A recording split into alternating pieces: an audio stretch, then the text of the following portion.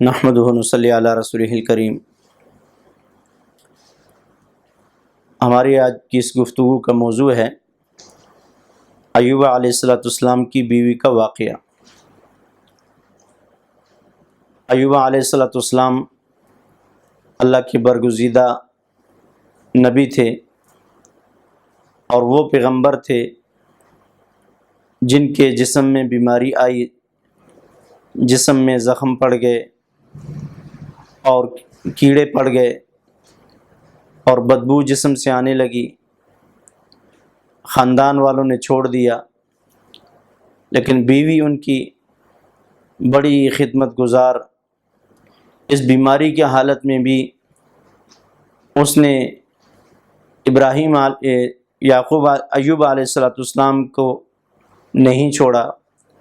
شکر کے ساتھ اور ہمت کے ساتھ ایوب علیہ السلام کی خدمت کرتی رہی۔ تو یہ ایک سبق ہے ہماری ساری مستورات کو، ہماری ساری ماؤں بہنوں کو، کہ خاوند کے اوپر جس طرح کے بھی حالات آ جائیں، چاہے وہ غربت میں ہے، چاہے وہ مالداری میں ہے، چاہے وہ خوش ہے، چاہے وہ پریشان ہے، چاہے وہ صحت مند ہے، چاہے وہ بیمار ہے، ہم ہر حال میں اپنے شوہر کی خدمت دل و جان سے ہم اس کی خدمت کریں اور اس میں اپنی دنیا آخرت کی بھلائی اور خیر سمجھیں۔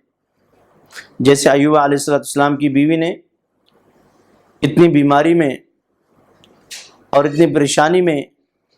اپنے شوہر کا ساتھ نہیں چھوڑا۔ ہم نے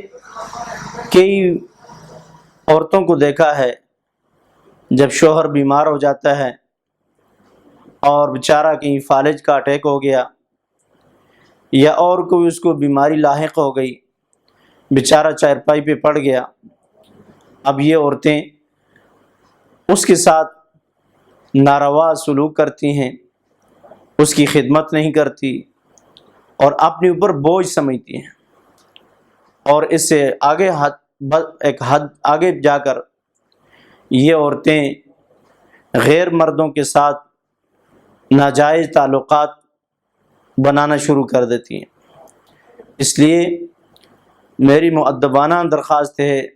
مستورات سے کہ اپنے شوہروں کی قدر کریں، کیونکہ آپ کی عزت آپ کے شوہر کے گھر میں ہے، شوہر کے گھر سے ہٹ کر آپ کی کوئی عزت نہیں۔ غیر جو کافر ہیں وہ تو عورت کو ٹیشو پیپر کی طرح استعمال کرتے ہیں،